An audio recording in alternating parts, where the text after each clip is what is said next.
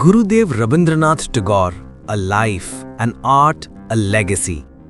The story begins with the rise of a talent so versatile, so profound, it seems almost beyond the scope of a single lifetime.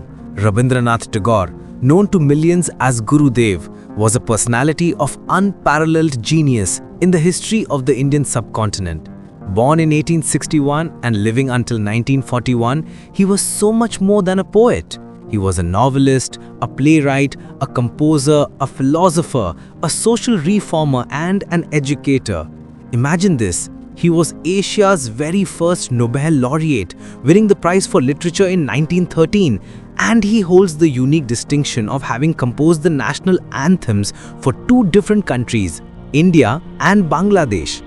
Tagore's life spanned 8 long decades, a period during which he not only witnessed but deeply influenced the great epochs of his time, from the Bengal Renaissance to the Indian freedom struggle.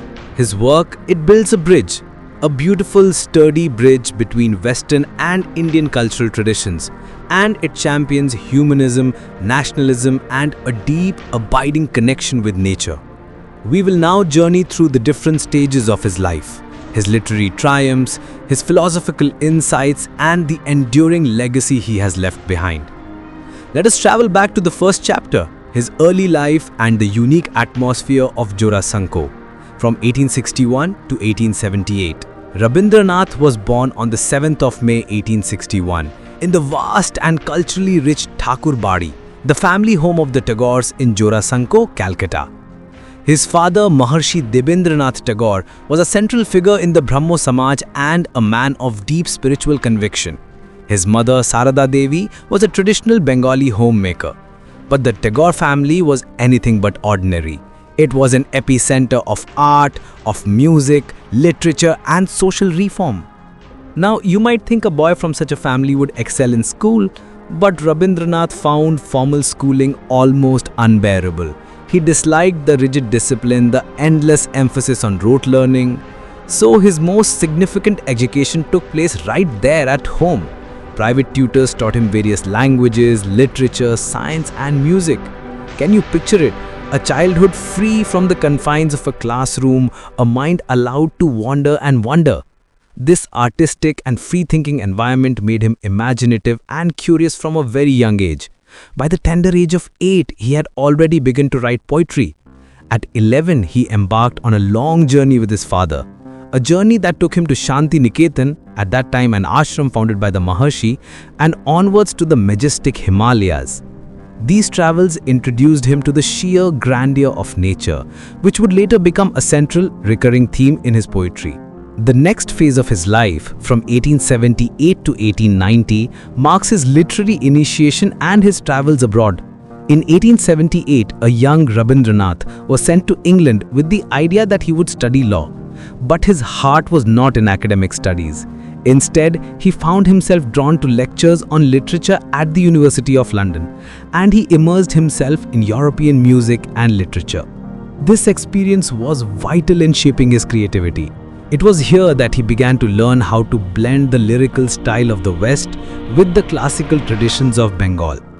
Upon his return to India, he began writing with a newfound vigor.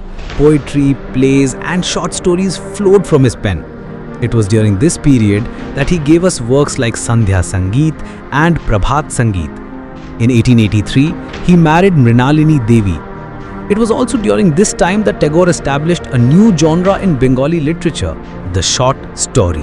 His early stories like Bikharini and the unforgettable Kabuliwala beautifully captured the subtle emotions of the common person and the ironies of society.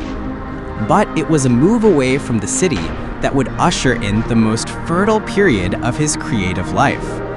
This was the golden age of Shilaibaha, from 1890 to 1901. In 1890, Tagore was sent to Shilaidaha, now in Bangladesh, to oversee the family estates. Living on a houseboat, a bajra, floating on the river Badma, he found himself in direct communion with nature. This period proved to be a golden age for his life and his art. Here, His intimate contact with the natural world and his observation of the lives of the poor, rural people deepened his creative consciousness in a way nothing had before. He wrote one of his most celebrated poetry collections, Soraratori, The Golden Boat. The poems from this era reflect the raw beauty of nature, the mysteries of life and death, and a profound compassion for humanity. But the experiences at Shilaidaha shaped him into more than just a poet. They molded him into a social reformer. He spent time with the farmers, listened to their problems, and even created plans for the upliftment of the local community. He came to a powerful realization that the true soul of India resided in its villages, and that empowering them was the key to building the nation. The turn of the century brought with it a new vision, but also deep, personal sorrow. This was the era of Shantiniketan's founding, and of his personal tragedies, from 1901 to 1910. 1901 was a major turning point. Near Bolpur, at Shantiniketan, the abode of peace, Tagore established an experimental school called the Brahmacharya Ashram.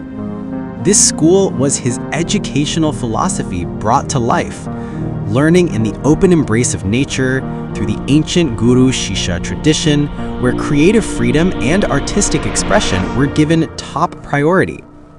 He wanted to teach children to experience knowledge not as a collection of dry facts, but as a source of joy in life. Yet this decade was also filled with immense personal loss. His wife, Mrinalini Devi, passed away in 1902. This was followed by the death of his daughter, Renuka, in 1903, and then his younger son, Samindranath, in 1907. These profound griefs pushed him further into spirituality. The poems he wrote during this time were steeped in devotion and mysticism, verses that would later form the foundation of his most famous work, Gitanjali, or Song Offerings. And it was Gitanjali that would catapult him onto the world stage. The period from 1910 to 1920 was one of the Nobel Prize and of a new identity as a citizen of the world. Tagore first published Gitanjali in Bengali in 1910. Then, in 1912, he began translating many of his own poems into English. The collection was published as Gitanjali, Song Offerings. The great poet W.B. Yeats wrote the preface for this translation, and it created an immediate stir in the Western literary world. Then, in 1913, Rabindranath Tagore was awarded the Nobel Prize in Literature. He became the first non-European ever to receive this prestigious honor.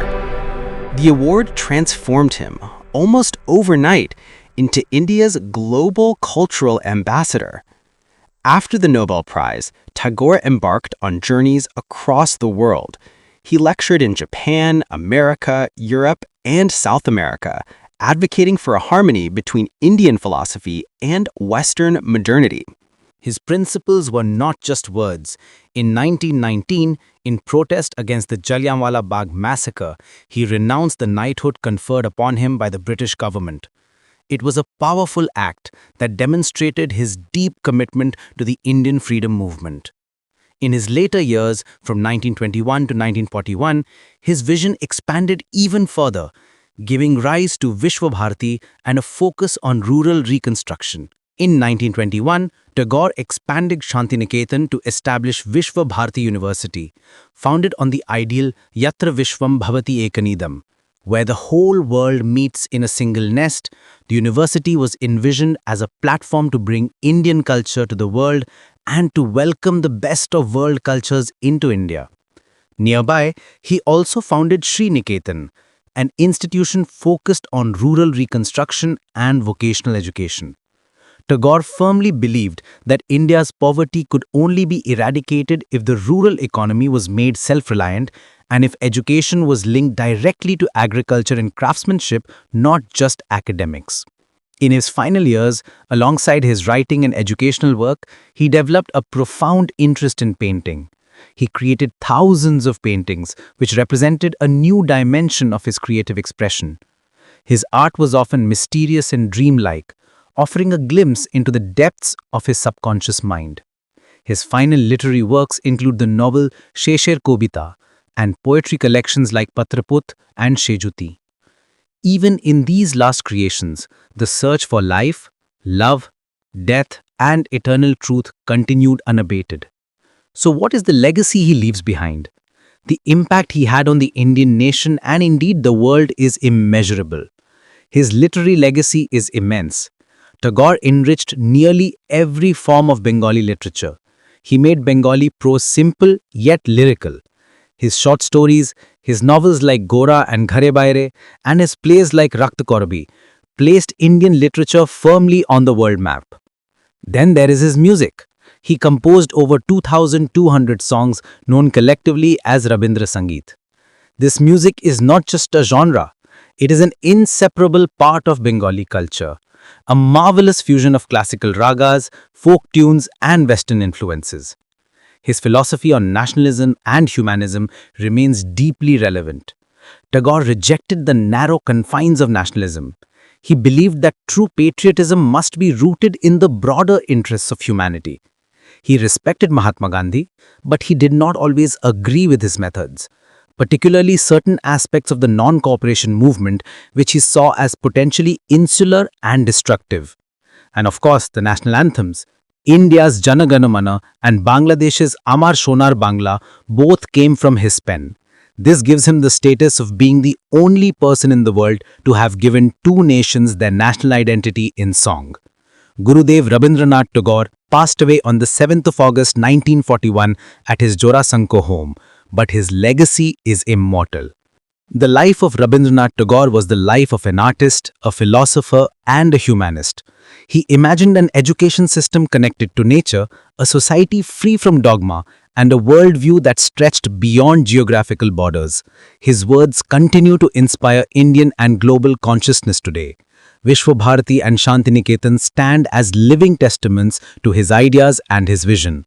He was truly a Vishwakavi, a world poet whose art and philosophy are both universal and timeless. Tagore taught us that the pursuit of beauty, freedom, and knowledge are all stages of the same journey, and that the ultimate purpose of human life is to transcend our narrowness and become one with all of humanity.